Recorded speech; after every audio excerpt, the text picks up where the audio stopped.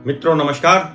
हमारा नाम है हर्ष तिवारी और आध्यात्म जगत के चैनल रामायण बाय हर्ष तिवारी में हम आप सभी का बहुत बहुत स्वागत करते हैं। मित्रों, आज का जो विषय है वो बहुत ज़्यादा विशेष होने वाला है, क्योंकि इसमें हम एक ऐसी विधि बताने वाले हैं जिसने हमको बहुत अधिक लाभान्वित किया है। ये जो विधि है भगवान श्री राम से संबंधित है। राम राम राम राम राम राम राम सीता राम सीता राम। ये विधि है कि नवरात्र में श्री राम रक्षा स्तोत्रम को कैसे सिद्ध किया जाए। तो इस विधि को देखते हैं।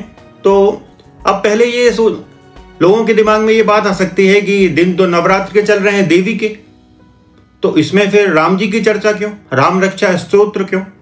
तो राम जो हैं उनकी जीवन संगिनी जो हैं साथ में बैठी हुई जानकी जी, माता सीता, वो और कोई नहीं साक्षात जगदम्बा हैं, जगत जननी हैं, दुर्गा हैं। और इन नवरात्रों में सबसे अधिक जो पूजा पाठ होता है, जगराते होते हैं, अनेक पूजा विधियां होती हैं, वो होती है वैष्णो देवी मंदिर में जो जम्मू में स्थित है। तो माता वैष्णो देवी की जो कथा है वो तो पूरी तरह राम जी से ही संबंधित है। आप माता वैष्णो देवी की कथा यदि देखेंगे तो आपको ज्ञात होगा कि माता वैष्णो देवी का जो पूरा जीवन चरित्र है भगवान श्री राम के आसपास ही घूमता है। और अभी भी वे भगवान श्री राम से विवाह हेतु ही प्रतीक्षा कर रही हैं, कल्कि अवतार की। तो नवरात्र में श्री राम रक्षा स्तोत्रम एक बहुत विशेष पाठ हो जाता है, और यदि इन दिनों में इसका उचित विधि के अनुसार पाठ किया जाए तो ये हमारे जीवन में विशेष लाभ दे सकता है। तो अब इसके पाठ की विधि क्या है, तो इस विषय में बहुत सरल विधि की यहाँ चर्चा होगी। मित्रों, यदि कोई भी पाठ किया जाता है, कोई भी व्रत किया जाता है, कोई भी अनुष्ठान किया जाता है, तो सर्वप्रथम श्री गणेश जी की आराधना करनी चाहिए। तो इसके लिए ओम गं गणपते नमः, ओम गं गणपते नमः, ऐसे इस मंत्र का 5 बार उच्चारण किया जा सकता है। उसके बाद फिर राम रक्षा स्तोत्र का पाठ किया जाना चाहिए। ये जो राम रक्षा स्तोत्र है ये श्री राम जी की स्तुति का एक महान ग्रंथ है, छोटा सा ग्रंथ है, लेकिन इसकी महिमा अपरंपार है, अपार है। वैसे तो श्री राम जी की स्तुति के लिए, उनकी यशगान के लिए अनेक ग्रंथ हैं। श्रीमद् वाल्मीकि रामायण है, महर्षि वाल्मीकि द्वारा रचित, और इस कलयुग में रची गई श्री रामचरितमानस है जो गोस्वामी तुलसीदास जी द्वारा रचित है। लेकिन ये थोड़े बड़े ग्रंथ हैं। श्री राम रक्षा स्तोत्रम जो है ये बड़ा छोटा सा ग्रंथ है, बहुत थोड़ी संख्या में इसमें श्लोक हैं। और इनके श्लोकों में क्या होता है कि बार बार राम शब्द की आवृत्ति होती है। तो इस राम शब्द की आवृत्ति के कारण ये पाठ जो है बहुत विशेष हो जाता है। इसके जो श्लोक हैं उनका जो इफेक्ट है वो बहुत ज्यादा मैजिकल है। इसके रचयिता जो है बुद्ध कौशिक, उन्होंने स्वयं ने इसकी रचना नहीं की है। उनको स्वप्न में शंकर जी ने राम रक्षा स्तोत्रम का पाठ सुनाया, और जब वो सुबह उठे तो उन्होंने जैसा शंकर जी ने बताया था वैसा का वैसा लिख दिया। तो साथ में श्री राम जी की कुछ स्तुतियां जोड़ी। तो ये जो राम रक्षा स्तोत्रम है ये बहुत विशेष पाठ है। तो यदि इन नवरात्र में इसका पाठ किया जाए उचित विधि से तो ये बहुत विशेष लाभकारी होता है। अब कितने पाठ किए जाएं ये प्रश्न उठता है। तो जब संकल्प लें, ओम गं गणपते नमः के मंत्रोच्चार के साथ संकल्प ले लें कि मैं इतने इतने पाठ करूंगी, और जो संकल्प लिया जाए उसको निभाया जाए। प्रयास करें कि कम से कम संख्या का ही संकल्प लें, और ये कम से कम की जो संख्या है वो 5 है। 5 से कम में ज़्यादा लाभ नहीं होगा। कम से कम 5 बार श्री राम रक्षा स्तोत्रम का पाठ किया जाना चाहिए। और अधिक, जितनी आपकी क्षमता है, जितना आपका सामर्थ्य है, उसके अनुसार आप अधिक से अधिक पाठ ले सकते हैं। लेकिन चूंकि संकल्प लेकर कर रहे हैं तो प्रतिदिन उतना सदना चाहिए। ऐसा नहीं कि एक दिन शौक में ज्यादा कर लिया, अगले दिन फिर नहीं हो पा रही व्यवस्था, तो ऐसा नहीं। जिस संख्या का संकल्प लिया है उस संख्या को पूर्ण करना होगा। इसलिए हमने निवेदन किया कि कम से कम 5 बार अवश्य करें। शुरू में 1-2 बार आप हिंदी अर्थ सहित करें, क्योंकि श्री राम रक्षा स्तोत्रम संस्कृत में है, तो चूंकि हम लोग संस्कृत जानते नहीं हैं, तो उसका जो माधुर्य है, उसका जो रस है, वो उसको हम ग्रहण नहीं कर पाते हैं। इसलिए शुरुआत में 1-2 दिन तक हिंदी पाठ भी करें। एक बार, जैसे आप 5 बार यदि पाठ कर रहे हैं तो एक बार हिंदी सहित कर लें, उसके बाद फिर संस्कृत करें। तो ऐसा पूरे नवरात्र तक किया जा सकता है। ये हो गई राम रक्षा स्तोत्रम की बात। अब इसके साथ जो दूसरा पाठ हम लोगों को करना है वो है श्री हनुमान चालीसा।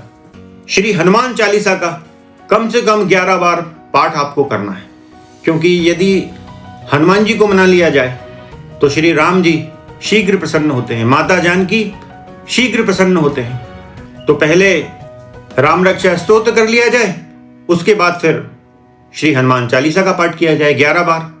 अब ये हनुमान चालीसा का जो पाठ है वो कोई आवश्यक नहीं कि आप एक सिटिंग में बैठकर करें, आप उसको थोड़े थोड़े विलंब में भी कर सकते हैं, लेकिन राम रक्षा स्तोत्र का पाठ आपको एक सिटिंग में ही बैठकर करना है। उसके बाद फिर हनुमान चालीसा कर लें। और यदि आप समय निकाल सकते हैं तो इसमें एक चीज और ऐड की जा सकती है, वो है सुंदरकांड का पाठ। तो ये सुंदरकांड इस विधि में पूरा नहीं किया जाएगा, ये केवल सुंदरकांड के प्रारंभ से इसको दोहा नंबर 35 तक किया जाना है। तो जैसे नवरात्र में 9 दिन होते हैं, तो शुरू के 7 दिन इसको 5-5 दोहे किए जा सकते हैं, और जो 8वां और 9वां दिन है उसमें आप दोहा क्रमांक 1 से दोहा क्रमांक 35 तक पूरा पाठ करें। क्योंकि ये विधि थोड़ी विशेष है, इसलिए केवल दोहा क्रमांक 35 तक ही बोल रहे हैं। पूरा सुंदरकांड तो 60 दोहे का है, लेकिन इस विधि में आपको केवल दोहा क्रमांक 35 तक करना है। तो पहले गणेश जी की स्तुति हो गई उनके मंत्र द्वारा, फिर श्री राम रक्षा स्तोत्रम का पाठ हो गया, और फिर हनुमान चालीसा, और यदि आप ऐड कर सकते हैं तो फिर ये सुंदरकांड। अब इसमें एक और महत्वपूर्ण बात है, वो महत्वपूर्ण बात है माला जाप। एक मंत्र है जिसकी माला की जानी है, जिसका जाप किया जाना है। अब माला जो है आपकी सुविधा अनुसार आप या तो 27 मनके की ले सकते हैं, या 54 मनके की ले सकते हैं, अथवा 108 की ले सकते हैं। 108 तो सर्वश्रेष्ठ है, क्योंकि माला जनरली 108 की ही होना चाहिए, लेकिन चूंकि समयाभाव के कारण यदि इतना नहीं कर पा रहे हैं तो कम से कम 27 अथवा 54 मनकों की माला करें, और यदि संभव हो तो पूरे 108 मनकों की माला करें। 27 मनकों की यदि माला आप करते हैं तो उसका लाभ ये होगा कि आप यदि 4 माला करते हैं अलग अलग समय पर भी, जब भी आपको समय मिलता है तो आप 4 माला करेंगे तो पूरी एक माला हो जाएगी 108 की। तो ये आपकी सुविधा अनुसार है, लेकिन ये जप जो है ये बहुत आवश्यक है इस विधि में। माला जो करना है, जाप करना किस मंत्र का करना है, तो वो मंत्र है ओम श्रीम श्री सीतारामचंद्राभ्याम नमः। ओम श्रीम श्री सीतारामचंद्राभ्याम नमः। इस मंत्र का आपको जाप करना है इस माला के माध्यम से। तो अब ये पूजा विधि हो गई, पाठ विधि हो गई। अब सबसे महत्वपूर्ण बात कि जब तक आपका ये अनुष्ठान चलता है तो आपको एक विशेष कार्य और करना है कि आपको ये जो व्रत है, आपको ये जो पाठ है, आपको ब्रह्मचर्य व्रत के साथ करना है। इसलिए इस कार्य के लिए विशेष दिन चुने गए हैं, वो ये नवरात्र है। तो आपको ब्रह्मचर्य व्रत के साथ करना है, और यदि आप कर सकें तो मनोनिग्रह व्रत के साथ इसको करना चाहिए, तो ज्यादा लाभ होगा। अब ये मनोनिग्रह व्रत क्या होता है, तो इसके लिए हमने एक वीडियो बनाया है ये वाला।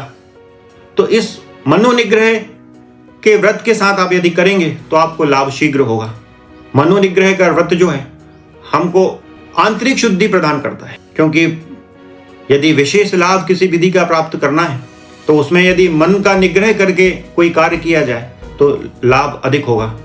तो इस मनोनिग्रह की वीडियो में दी गई विधि को आप करें। बड़ी सरल विधि है, ऐसी कोई जटिल नहीं है, की जा सकती है। तो ये स्वेच्छा अनुसार आप कर सकते हैं कि आप इन नियमों का पालन करें, लाभ शीघ्र होगा।